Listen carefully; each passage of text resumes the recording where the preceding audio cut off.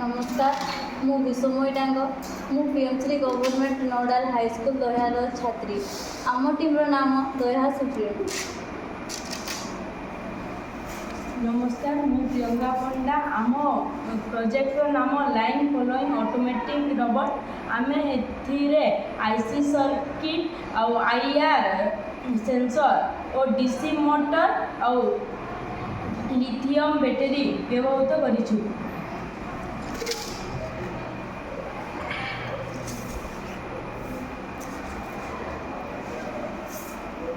नमस्कार मु पीएमसी सरकारी नोडाल उच्च विद्यालय दह्यार छात्र अटे।